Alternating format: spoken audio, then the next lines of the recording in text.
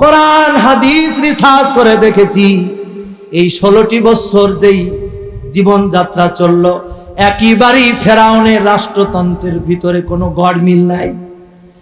আমার ভাইরা, অল্প সময়ে 4টা কথা আপনাদেরকে বলবো, প্রয়োজনে অনলাইন গুগলের ভিতর থেকে নামায় পড়বেন। ফেরাউনের রাষ্ট্রতন্ত্র, এই ফেরাউন যখন রাষ্ট্র পরিচালনা করেছে, এই কথাটাকে আমি বলবো। আপনারা কি বিরক্ত হচ্ছেন নাকি?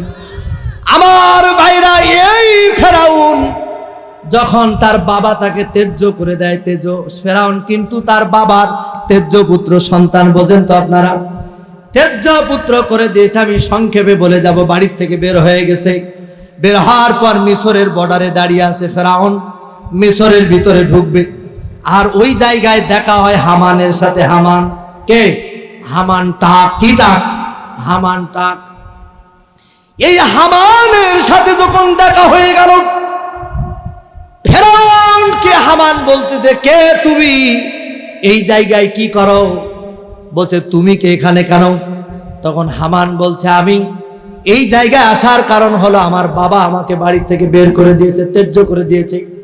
তখন ফেরাউন বলছে, ও দোস্ত, আমার সাথে হাত মিলাও, তুমিও যেই ঘাটের মাঝি, আমিও ওই ঘাটের মাঝি। তাহলে বোঝা গেছে ফেরাউনের জন্মের ঠিক ছিল না, ভেজাল। কথা বলতে হবে কি? কুতুল্লিন বাদা জালিকা মিন জানিমো, ভেজাল। কি ভেজাল? বাবার অবৈধ সন্তান তেজ্য করে দিয়েছে। যা, এই ফেরাউন আর হামান যখন দুইজন একত্রিত হলো, কয়, দোস্ত শোন, আমরা মিশরের দিকে যাব। মিশর অল্প সময় হবে। মিশরের ভিতরে ঢুকলেন। হাঁটতে হাঁটতে ক্লান্ত হয়ে গেল। দেখে যে কিছু মানুষ তরমুজের জমিনে কাজ করতেছে। তরমুজ বোঝেন তো? এই তরমুজের জমি দেখার পর হামানের মাথায় বুদ্ধি ছিল একটু বেশি। হামান বলছে, দোস্ত শোন, এই যে তরমুজের জমিনে কাজ করতেছে, ওদের কাছে একটু পানি পাওয়া যায় কিনা দেখি। এবার ওদের কাছে যাওয়ার পরে বলে, আপনারা যদি আমার একটু পানি খেতে দেন, পানি পিপাসা মিটত। কয়, পানি খেতে দেওয়া যাবে, তরমুজের জমিনে কাজ করতে হবে। হামান বলছে, দেখেন, পানি আগে খাওয়ান, শরীরে শক্তি হবে, তারপরে কাজ করব। কথা ঠিক না বেঠিক? কারণ শরীর যদি না চলে তো কাজ করবে কিভাবে? কথা বলেন ঠিক কিনা? এবার এই হামান আর এই ফেরাউন ওই তরমুজের জমিনে কাজ করতে করতে তারা যে খাবার দিচ্ছে, এই খাবার খায়। তরমুজের মালিক চিন্তা করে, তো বিশাল সুযোগ, চারটি খাবে আর সারাদিন খাটবে, তো ভালো সুযোগ। আর এই হামান আর ফেরাউন বলে, আমাদেরও তো থাকার জায়গা নাই, আমাদেরকে খাটা কোনো দুঃখ নাই, কিন্তু একটু খাবার দিবার এখানে থাকবো। কথা কোন ঠিক কিনা? আমার বাইরা দুজনার থাকার ব্যবস্থা হলো, কিন্তু হামানের মাথার ভিতরে খুব বুদ্ধি। এই হামান খুব ভালো করে বুঝবেন, বর্তমান প্রেক্ষাপটের কারণে এই কথাটা বলবো, না বললে আল্লাহর আদালতে মামলা হবে আসলামের নামে। এই হামান আর এই ফেরাউন ওই তরমুজের জমিনে কাজ করতে করতে এবার হামান বলছে, দোস্ত ফেরাউন, তুমি আজকে কাজ করো, আমি একটু ছুটি নিয়া একটু শহরের দিকে যাব। কি অবস্থা? তিনি শহরের দিকে গিয়েছেন। শহরের দিকে যাওয়ার পর তিনি লক্ষ্য করেছেন একটা গরুস্থানে দারোয়ান নেবে। দারোয়ান, এই দারোয়ানের সার্কুলার গরুস্থানের গেটে মারা। হামান চিন্তা করলো, এখানে এই জায়গায় পরীক্ষা দেওয়ার জন্য আমার মাথায় তো চুল নাই, আমাকে নেবে না। যাদের মাথায় চুল নাই তারা আবার রাগ করেন না, বলে আমার মাথায় চুল নাই, আমাকে নেবে না, আমার দোস্ত ফেরাউনকে সেট করবো এখানে। খুব সংক্ষেপে বলছি, ফেরাউন ওই মিশরের গোরস্থানের এরকম ভাবে দারোয়ান সেট হয়ে গেল। এবার দারোয়ান সেট হয়ে যাওয়ার পর কিছুদিন পর ওই মিশরের ভিতরে একটা রোগ দেখা দিল। ওই রোগের নাম হলো প্লেগ রোগ। কি রোগ? এই প্লেগ রোগে ওই মিশরের মানুষগুলি আক্রান্ত হয়ে এত পরিমাণ মানুষ মরতে লাগলো।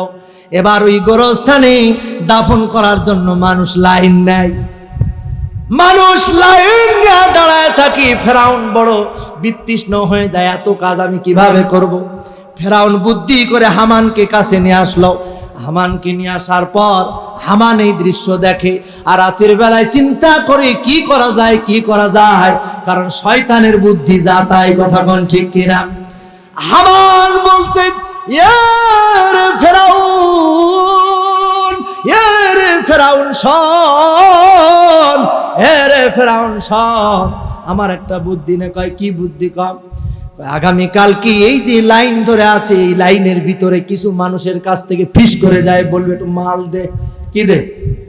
মাল মানে ঘুষ। কি ঘুষ? কয় একটু কিছু ঘুষ দে, টাকা পয়সা দে, তাহলে তোর লাশটা আগে দাফন করে দেব।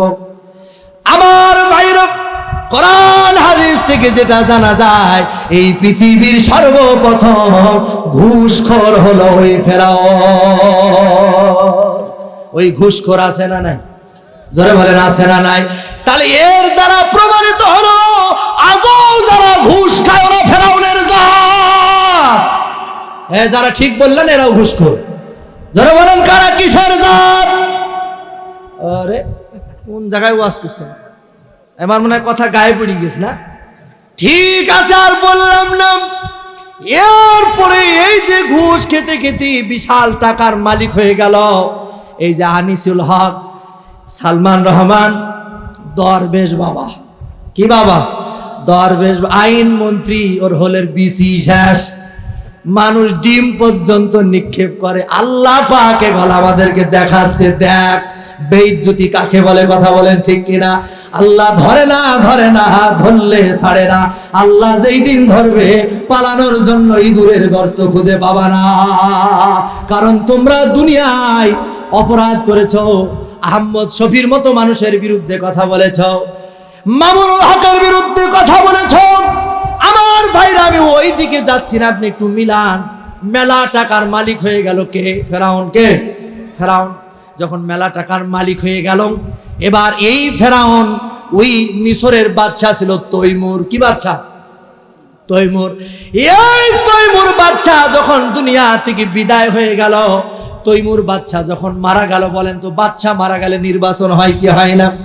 আমার ভাইরা, এই যে কারি কারি টাকার মালিক হয়ে গেছে, এই টাকা গলা বিছানার তলায় রেখে দেয়। ভালো কোনো ব্যাংকের ব্যবস্থা নাই। তাহলে শেষ করে দেবো না? কথা শেষ করবো না? হ্যাঁ, আচ্ছা, এইটু শেষ করে মোনাজাত করবো ইনশাআল্লাহ। কি বলেন? না হলে আপনাদেরও খারাপ লাগবে। আমার তো আপনাদের এখানে দাওয়াত নেওয়ার কোনো চিন্তা ভাবনা নেই যে আপনারা মিলাদের দাওয়াত দেবেন, তাও আসবো ইনশাআল্লাহ। অনেকে আমাকে ভয়ে ফোন দেয় না, আসলাম আসবো। আল্লাহর কসম আপনাদের পায়ে হাত দিয়ে বলি, আমি আসলাম যদি ফ্রি থাকি, কোনো কাজ না থাকে, আপনি 1 টাকা না দিলেও আপনি চড়াই, এরকম চড়াই বেড়াতাম। আপনি আমার সামনে দিয়ে যেতেন, আপনার চেহারা আমি তাকায় তাকায় দেখতাম, আর আমার মনের ভিতরে তামান্না তৈরি করতাম আমি কালিমা পড়ে মুসলমান হয়ে যাব। কিন্তু মক্কায় থাকতে আমি মুসলমান হতে পারি নাই। আমি আপনার কাছে ছুটে চলে এসেছি, আপনার দরবারে, আপনার খেদমতে। আব্দুল উজ্জাকে বলছে, তোমার শরীরের অবস্থা কেন? আব্দুল উজ্জা বলছি, ইয়া রাসূলুল্লাহ, ইয়া হাবিবাল্লাহ, আমার শরীরের অবস্থার কারণ হলো, বলে আমি কালিমা পড়ে নিয়েছি চাচার দরবারে। কালিমা পড়ার কারণে বাসা থেকে আমি এই পোশাক টুক ছাড়া আর কিছুই পাই নাই। চাচার বাড়িতে সব ফেলে দিয়া আমি চলে এসেছি আপনার দরবারে। আমার নবীজি বললেন, এর আব্দুল উজ্জা, আজকে থেকে তোমার নাম আব্দুল উজ্জা না, তোমার নাম রাখলাম আব্দুল্লাহ। সুবহানাল্লাহ বলেন। আমার ভাই, আল্লাহ তাআলার কাছে 2টা নাম প্রিয়। একটা নাম হলো আব্দুল্লাহ, আর একটা নাম হচ্ছে আব্দুর রহমান। এখন বর্তমান সন্তান জন্মগ্রহণ করলে আব্দুল্লাহ নাম রাখলে কয় মুরব্বী নাম হয়ে গেছে, আছে না নাই?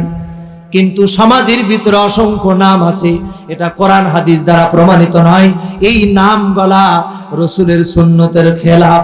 লালটু বল্টু সেন্টু, আছে না নাই? অনেক মানুষের নাম আছে দেখবেন ইতি মানে শেষ। ইতি মানে কি? ইতি মানে শেষ। অনেক মেয়েদের নাম আছে ইতি। অনেক মেয়েদের নাম রাখে সেতু। সেতু মানে ব্রিজ। সেতু মানে কি? ব্রিজ। দেখবেন নাম রাখে জান্নাতুল ফেরদৌস সেতু, জান্নাতুল ফেরদৌস নামে কেউ চেনে না, ওই ব্রিজ নামে চেনে। কথা বলেন আছে না নাই?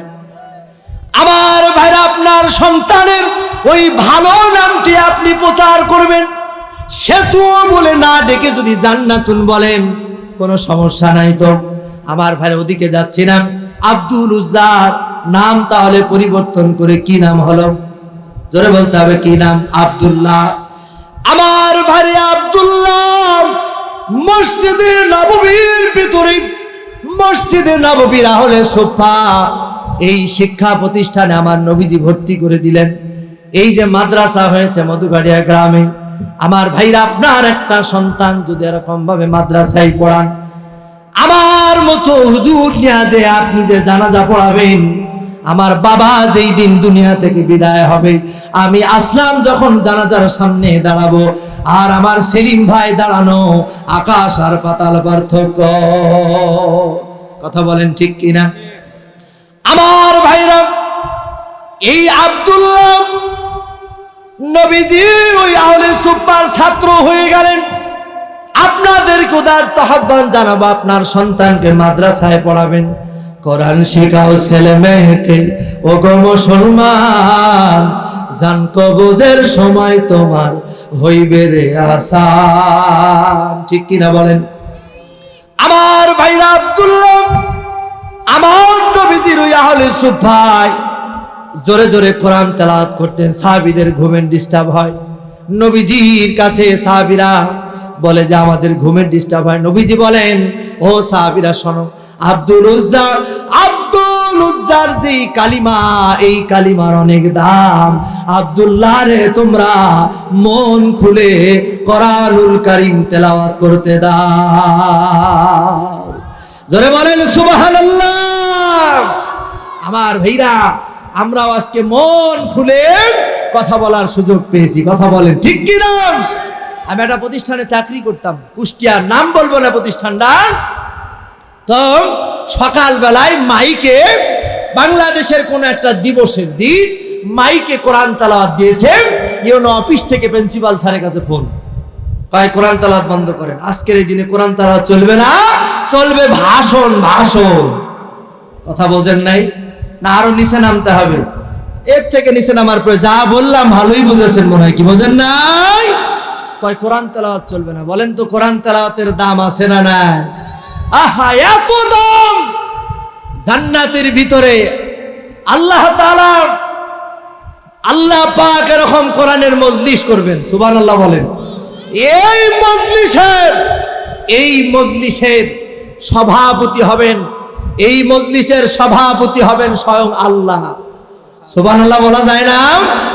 এই মজলিসের প্রধান অতিথি হবেন আখিরি জামানার পয়গম্বর মুহাম্মদ রাসূলুল্লাহ সাল্লাল্লাহু আলাইহি সাল্লাম। আমার ভাইরা, এই জন্য আমি মাঝে মধ্যে বলি, আপনারা যে স্লোগান দেন, আমার নেতা, তোমার নেতা, অমুক নেতা, অমুক নেতা, নেতা না ছাতা মাতা, এই সব স্লোগান দিয়ে যদি কবরে যান, আল্লাহ ফেরেশতা ডান্ডা মেরে সোজা করবে। কথা বলেন ঠিক কিনা বলেন? আপনি স্লোগান দিবেন, আমার নেতা, তোমার নেতা, বিশ্ব নবী মুস্তাফা। ধরে বলে ঠিক কিনা বলে? কে এই স্লোগান দেওয়া যায় না? নারায়ে তাকবীর! আমার নেতা, তোমার নেতা, বিশ্ব নবী মুস্তাফা। কষ্ট হচ্ছে মনে হয় বলতে, যারা বলছে না, যারা বলবে না, আমি এই মুহূর্তে বর্ধ ওদের মুখ যেন বন্ধ হয়ে যায়। হাত তুলেন, হাত তুলেন, ওদের মুখ বন্ধ হয়ে রসুলের নাম নিতে কষ্ট হয় না। নারায়ে তাকবীর! আমার নেতা, তোমার নেতা, বিশ্ব নবী মুস্তাফা। নারায়ে তাকবীর! কষ্ট হচ্ছে আপনাদের? বেজার হচ্ছেন? যুবকরা, তোমরা বলছো শেষ করে দাও, আমি একটা পয়েন্টে যে শেষ করে দেবো, তোমরা রেডি হয়ে থাকো। আপনারা কি চলে যাবেন নাকি, না একটু চলবে? কারা কারা চলে যাবেন? চলে যান তো দেখি। কেউ যাবে না, দেখেন সব চলবে। আমি আপনাদের সন্তান, অবশ্যই কথা বললে শুনবে। কি বলেন? কি শুনবেন না? আপনারা যদি চলে যান, তাহলে বাংলাদেশের অন্য প্রান্ত গেলে মানুষগুলা কি বসবে? বসবে না। বেজার হচ্ছেন? আমার প্রতি রাগ আছে কারোর? কারোর পক্ষ নিয়ে কথা বলেছি? নবীর পক্ষে আমরা থাকতে চাই, কথা বলেন ঠিক কিনা? কারণ নবীর সাথে কারো শত্রুতা নাই, আছে নাকি? কোরআনের সাথে কারো শত্রুতা আছে? নাই। আমার ভাইরাম, যে কথাটুকু বলছিলাম, একটু ওয়েট, এই কথাগুলি আমরা এক সময় বলতে পারি, একটু বলি। আমার ভাই আব্দুল উজ্জার কথাটা বলেন, 4টা পয়েন্টে কয়টা কথা বলি, দোয়া করে দেবো ইনশাআল্লাহ। মাহফিলের টার্গেট 12টা, মোনাজাত দিয়ে ইনশাআল্লাহ অল্প সময়ের ভিতরে শেষ করবো। আপনারা কি বিরক্ত হচ্ছেন? আমার ভাই আব্দুল্লাহ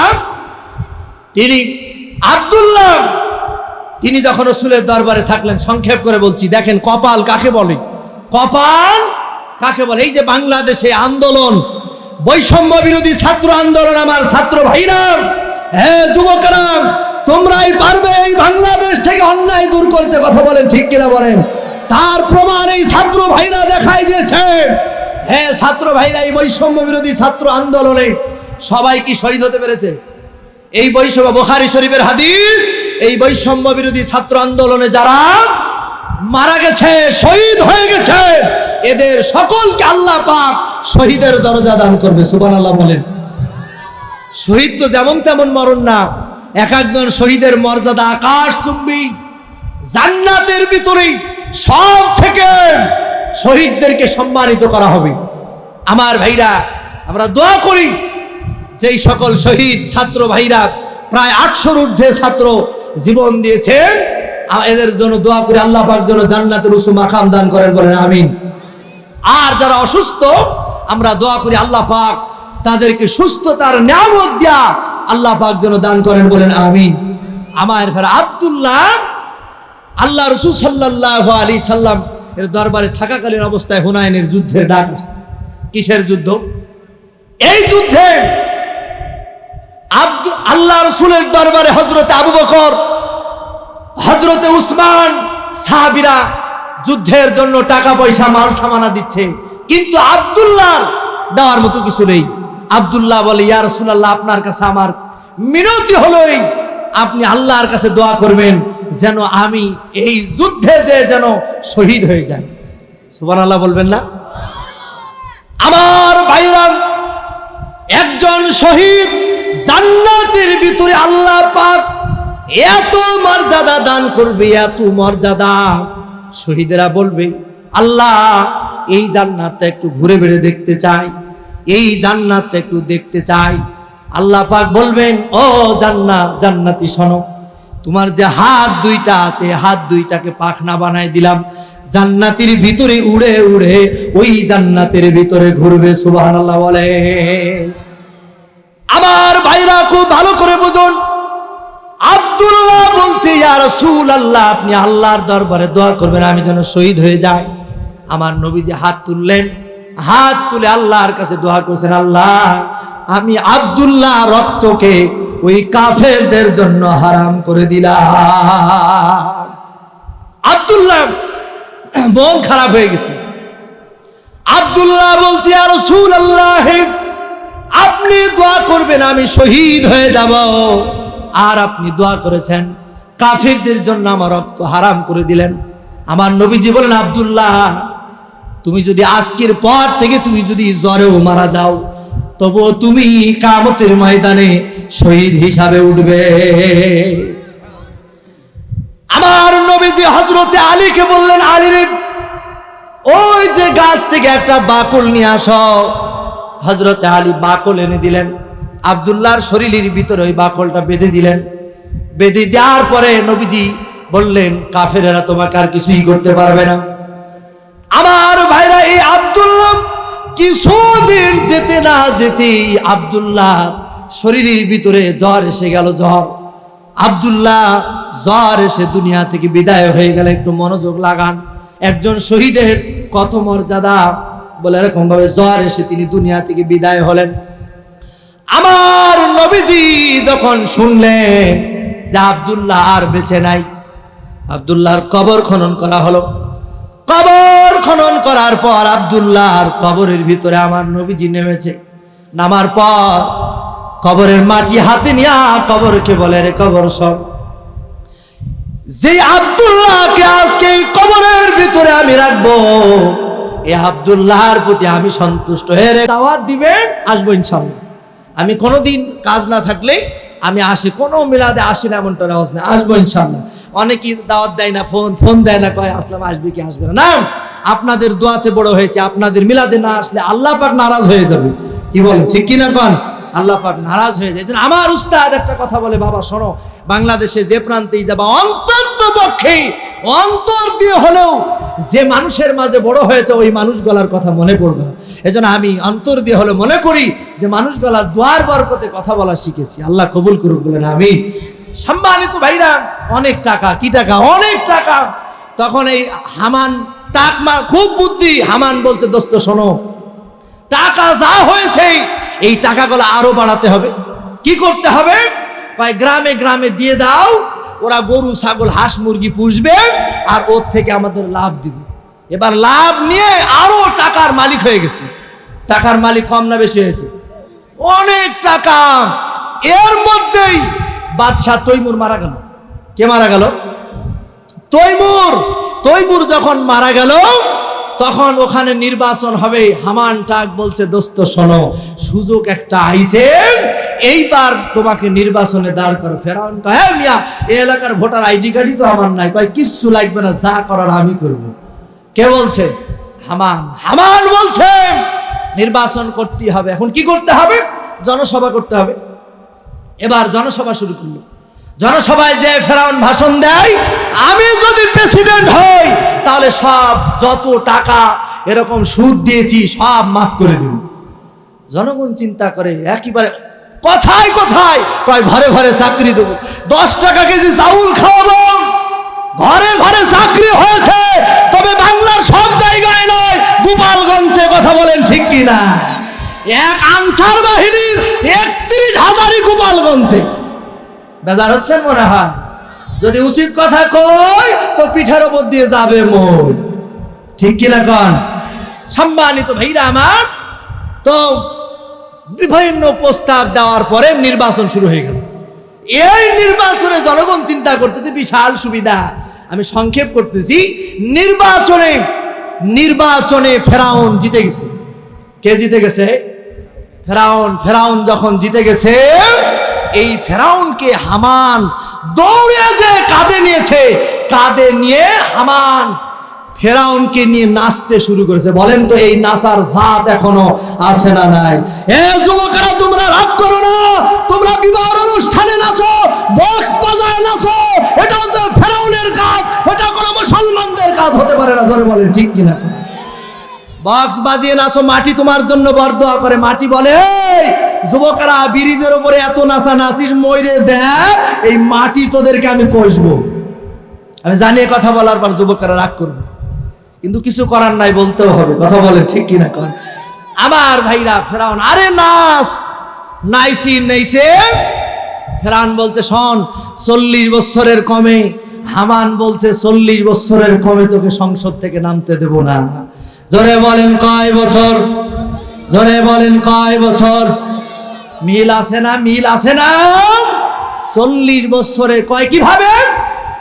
ফেরাউন বলতে, হামান বলতেছে আমি যেভাবে বলবো শুধু ওইভাবে কাজ করবি, দেখবি যে 40 বছরের ভিতরে কেউ তোরে নামাতে পারবে না। আল্লাহ আসমান থেকে কয় আমার ধরা বড় কঠিন, যেই দিন ধরবো পানির মধ্যে চুবড়ায় মারবো। কথা বলেন ঠিক কিনা? কন কাজ হলো 4টা। কয়টা?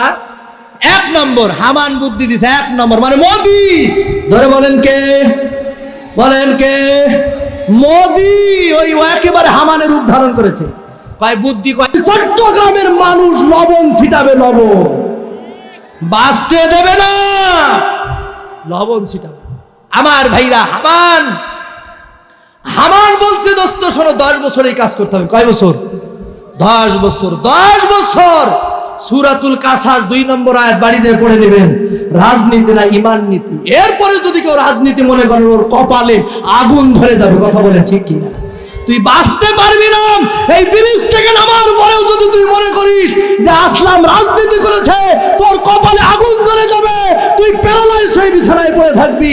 তোর কপালে আমার মতো আলেমের জানাজা কপালে জুটবে না, এটা মনে রাখিস। আমার ভাইরা, 3 নম্বর কাজ, কয় ফাঁসি যখন দিবা তিন নম্বর কাজ হলো, যারা এই ধর্ম শিক্ষা দেবে এদেরকে তো ফাঁসি দিতে হবে। তিন নম্বর কাজ হলো গান বাজনার আয়োজন করতে হবে, যাতে মানুষ ধর্ম ভুলে যায়। কি ভুলে যায়? ধর্ম ভুলে যায়। চার নম্বর কাজ হলো ধর্ম নিয়ে কথা বললেই গ্রেফতার। মেলে কি মেলে না? মেলে কি মেলে না? ধর্ম নিয়ে কথা বললেই গ্রেফতার। আমার ভাইরা, এই ধর্ম নিয়ে কথা বলার কারণেই তোমরা যারা আলেম ওলামাদেরকে গ্রেফতার করেছো, তওবা করে ভালো হয়ে যাও, না হলে কিয়ামতের ময়দান আল্লাহ তোমাদের মাফ করবে না। আমার ভাইরা বাবুনগরীর মতো মানুষের মুখে দাড়ি চেপে ধরেছিল। আহা, বুখারি পড়াতে পড়াতে বেচারি মুরব্বী হয়ে গেছে। আল্লাহর বিচার দুনিয়াতেই করেছে। কষ্ট পাচ্ছেন আপনারা? আর কথা বলবো না। আমি জানি আমার কথা অনেকে রাগ করবেন। আপনাদের কারোর সাথে আমার শত্রুতা না আছে নাকি? কারোর সাথে জমি জায়গা নিয়ে মামলা আছে? আপনাদের এলাকায় আসলাম ভোটে দাঁড়াবে, আপনাদের এলাকাকে আমি নির্বাচন করব, আপনার সাথে আমার কোনো মামলা নেই। আল্লাহর কসম করে বলতেছি, এই কথা বলতেছি আপনাকে বাঁচানোর জন্য। কিয়ামতের ময়দানে আপনি জেনার মামলা নিয়ে উঠবেন। কেন উঠবেন? আপনি জেনাকারীকে যদি সাপোর্ট করেন, কিয়ামতের ময়দানে জেনাকারীর মামলা নিয়ে আপনাকে উঠা লাগবে। 5 ওয়াক্ত নামাজ পড়েও আপনি বাঁচতে পারবেন। আমরা চাই শান্তি। কি আমরা কি চাই? মাঠে খাটবো, 500 টাকা ইনকাম করে আনবো, আরামে ঘুমাবো, বাজারে যে একটু সুন্দরভাবে বাজার করবো, এটাই তো আমাদের চাওয়া। কথা বলেন ঠিক কিনা? কন বাজারে 500 টাকা নিয়ে গেলে 1 কেজি ইলিশ খাওয়ার ক্ষমতা আপনার এখন হবে না। আল্লাহ তাআলা আমাদের বোঝার তৌফিক দিক, বলেন আমিন। সম্মানিত ভাইরা, যত কথা বলেছি আপনাদের কল্যাণে বলেছি, কোনো অকল্যাণে কোনো কথা বলি নাই। আল্লাহ পাক আমাদের সকলকে বোঝার তৌফিক দিক। আমার যুবক ভাইরা, এমএ তরুণ সংঘ, এই যুবক ভাইরা যে আয়োজন করেছে, এই আয়োজনকে আল্লাহ পাক কবুল করুক, বলেন আমিন। তাদের চিন্তা চেতনা হলো আগামীতে এখানে আমির হামজাকে যেখানে হোক নিয়ে আসবে ইনশাআল্লাহ। যুবকেরা যদি অ্যালার্ট থাকে, দাওয়াতের ব্যবস্থা ইনশাআল্লাহ করা যাবে। ইনশাআল্লাহ দোয়া করতে হবে, আল্লাহ ফয়সালা হলে হবে ইনশাআল্লাহ। আল্লাহ তাআলা যেন কবুল করেন, বলেন আমিন। তো আমরা সকলেই, এই এলাকার প্রত্যেকটা মানুষের জন্য দোয়া হবে, যারা কবরে চলে গেছে তাদের জন্য দোয়া হবে, সবার জন্য দোয়া হবে। দোয়াকে সামনে রেখে আমরা ইনশাআল্লাহ ইস্তিগফার সহ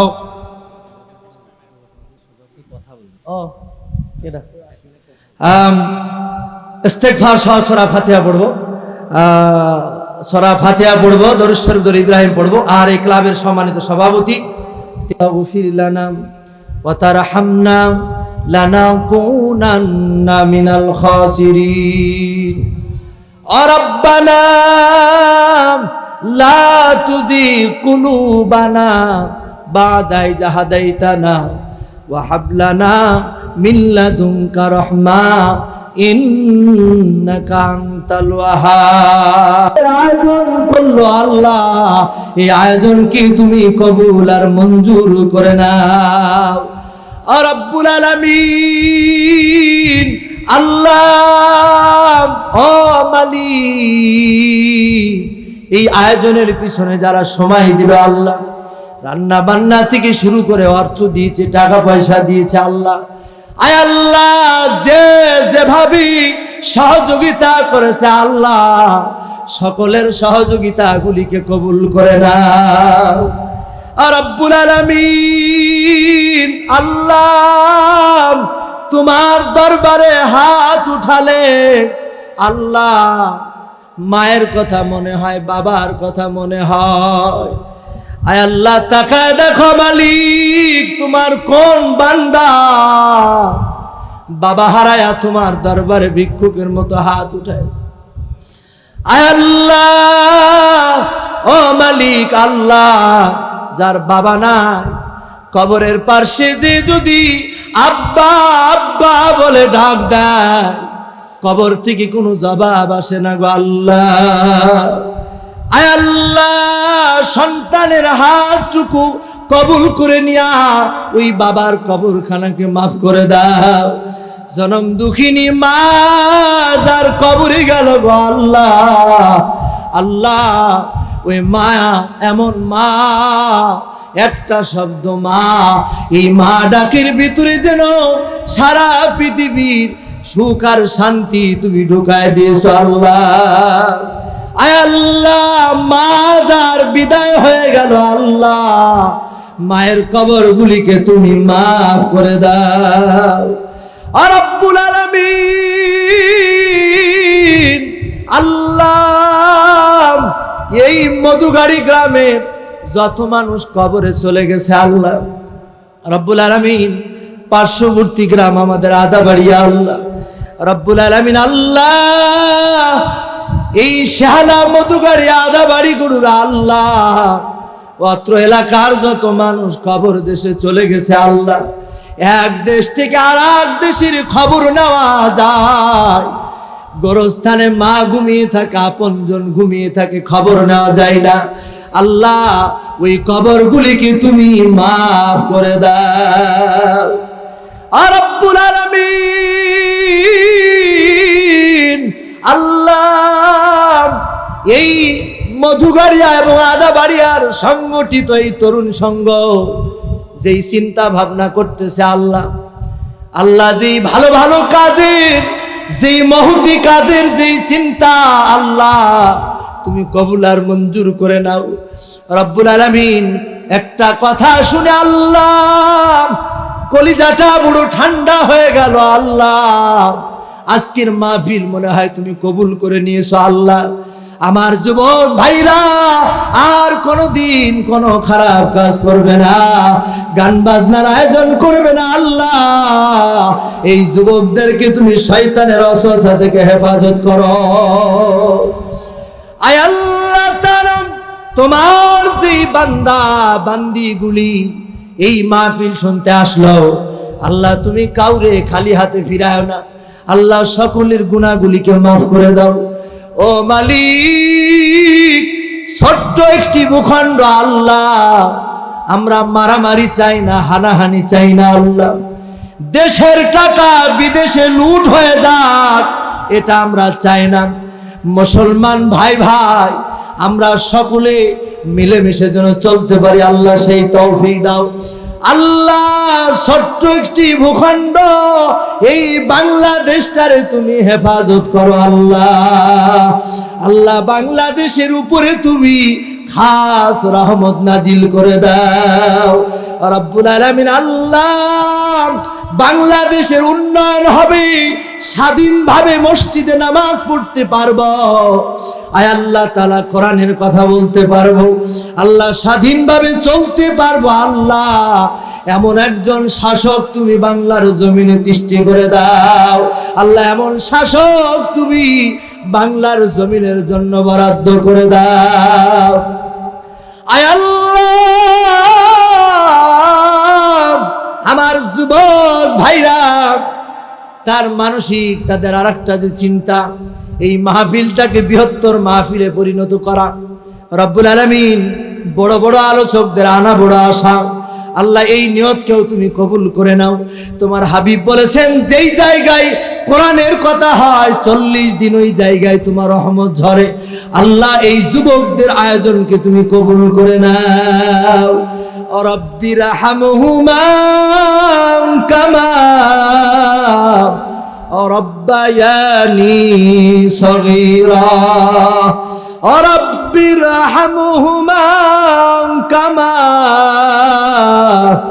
রব্বায়ানি সগীরা। আয় আল্লাহ, আমরা যারা হাত উঠাইছি আল্লাহ, সারা রাত চাইলেও আমাদের চাওয়া শেষ হবে না আল্লাহ। ও মালিক, এলাকার ভিতরে যত অসুস্থ মানুষ আছে সুস্থ করে দাও আল্লাহ। কেউ ঋণগ্রস্ত থাকলে ঋণ থেকে মুক্ত হওয়ার তৌফিক দাও আল্লাহ। মাটির ফসলের ভিতরে বরকত দিয়ে দাও, হিংসা বিদ্বেষ থেকে ভোলায় রাখো, সকলে যেন দল বল নির্বিশেষে বসবাস করতে পারে সেই তৌফিক দাও রব্বুল আলামিন। এলাকার ছেলে মেয়েদেরকে তুমি কবুল করে নাও আল্লাহ। পাশে একটা মাদ্রাসা রয়েছে আল্লাহ, এই মাদ্রাসাটাকেও তুমি কবুল করে নাও। মাদ্রাসায় মানুষ যেন ছেলে মেয়েকে মাদ্রাসায় পড়ে সেই মানসিকতা পয়দা করে দাও আয় আল্লাহ। ও মালিক আল্লাহ, তোমার যেই বান্দাগুলি কঠোর পরিশ্রম করে খায় আল্লাহ, ও মালিক আয় আল্লাহ তাআলা সকলের ভাগ্য ভালো করে দাও আল্লাহ, যারা বেকার কর্মের ব্যবস্থা করে দাও আল্লাহ, তুমি আসমান থেকে অত্র এলাকার জন্য রিজিকের বরাদ্দ করে দাও রব্বুল আলামিন। আয় আল্লাহ, সারা রাত যদি তোমার কাছে চাই, চাওয়া শেষ হবে না আল্লাহ। ও মালিক, শেষ বেলায় তোমার কাছে একটা আবদার জানায় হাত নামাবো আল্লাহ।